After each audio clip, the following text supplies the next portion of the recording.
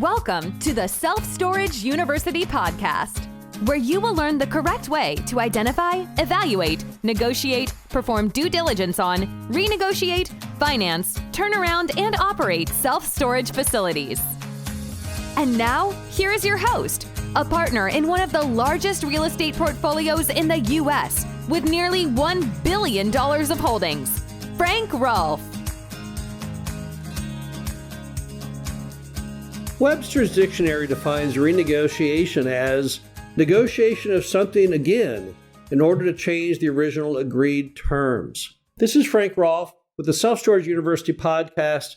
We're going to talk about renegotiation and the correct way to do it. I've been renegotiating deals now for 45 years. That is a long time. I've done so many renegotiations, it's beyond count. I don't have any idea how many I've done. But I have learned in those 45 years there are certain things that will improve your odds of success. So let me share those with you as far as what you need to know about how to renegotiate correctly. The first thing is don't be afraid to do it, because probably 75% of every storage deal out there ends up being renegotiated. You can't help it because there's things that we all don't know when you tie things up under contract, when you're doing your due diligence. Mom and pop, they knew, the seller knew, but the buyer didn't know. And when those things pop up, you have to try and fix the deal and make it correct again. Or maybe it's market factors. Maybe the interest rate of the loan from the bank went up. Maybe the amount that the bank requires for the down payment went up.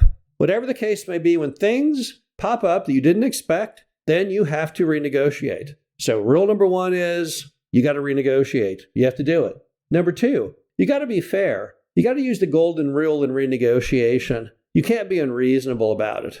If it turned out that there was 5 units less than you thought there was in the storage facility, you can't ask for 25% lower price. It has to be proportional. It will be 5% lower price. So you'll never get anywhere in renegotiation if the seller senses you're using that to take advantage of them. Don't do that.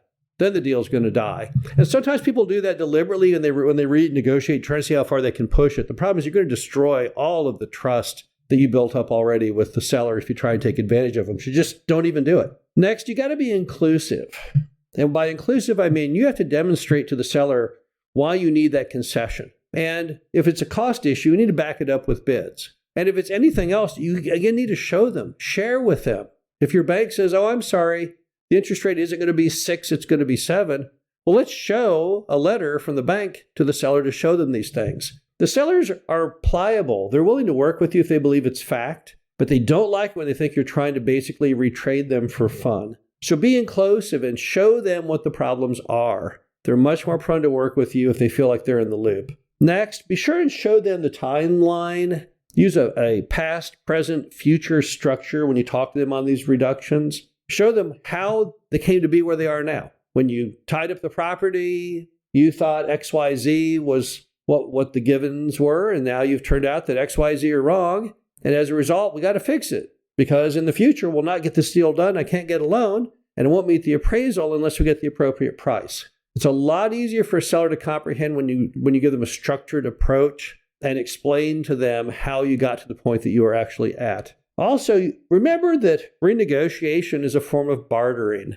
And what we all know about bartering is when you barter with someone, you each have to trade something. You got to trade something. So what are you going to trade? If they lower the price by X, what do they get in return? And it may be the only thing you have to barter is if they'll agree to drop the price, you'll agree to go ahead and say the diligence is completed and move on to your financing contingency. Now, in all honesty, if a contract has both a due diligence and financing contingency, then it's really not a done deal until the financing contingency is over. But the bottom line is you've got to give something to them. That's the whole point of negotiation and bartering is trade. You have to have something to give them in trade. Also, bonding helps renegotiation enormously. Bonding is basically spending time with the seller, either in person or by phone. The more time you spend together, the more comfortable you are with each other, the more you get to know each other. And it just makes things go so much better. And it's a fact that people renegotiate and tend to succeed at it more when they have bonded with the seller than when they have not.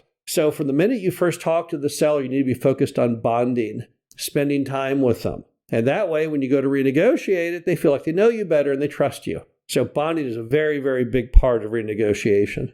Also, you always want to renegotiate well ahead of the due date when they have to make the decision. No one likes the concept of you putting them in a vice, saying, okay, you got to go ahead and have this done by this time, which is only in an hour. Do you agree or not agree? That almost seems like some kind of mafia-style blackmail. That's just not a very, very good way to do it. So instead, if you want them to drop the price and the due diligence period ends on, October 9th, don't show up on October 9th trying to renegotiate. Go to them well in advance, maybe October 1st, so they have an entire week to think about it. No one likes to be called on the carpet. And if you get them in a defensive posture where they think that you're trying to take advantage of them and trying to put them under time pressure, they're more likely to say no. Just on basic principles of, hey, you can't threaten me. I'm not going to do it. So the way you position it, the timing that you position it under can have a lot to do whether you succeed or fail. Also remember that no matter what the problem is in many deals,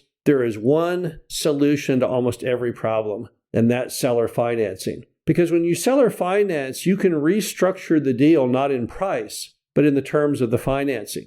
We've had many deals over the years that the way to success was simply to change to seller financing at a very low interest rate. We've even had deals that changed to seller financing where the interest rate was stair-stepping. For example, year 1, 0, year 2, 1%, year 3, 2%. That structure can sometimes save things. Or maybe a deal that's zero down. Maybe there's a more risk than you thought to the deal. So what you do there is you have a zero down format. And once again, that pushes you over the top to making the deal attractive to you. There's probably nothing that can make deals more compelling than seller carry. And when you're renegotiating, don't forget you always have that backup escape valve of just going to the seller and saying, well, here's an idea for you. What if you were to carry paper based on these terms? I don't know what percent of storage deals have been made using seller financing, but it's probably a fairly high amount. The bottom line to it is that renegotiation is a natural part of life. Some people, particularly new to the real estate industry, they're afraid. They're too shy to renegotiate. That's a terrible position to be in. Instead, you need to grab the bull by the horns. You need to understand that renegotiation is a very simple part of life. Take out the effort required to successfully do it. Bond with the seller. Be inclusive. Give them a correct timetable, and you should be able to get the job done. This is Frank Rolfe, the Self-Storage University podcast. Hope you enjoyed this. Talk to you again soon. Thank you for listening to the Self-Storage University podcast.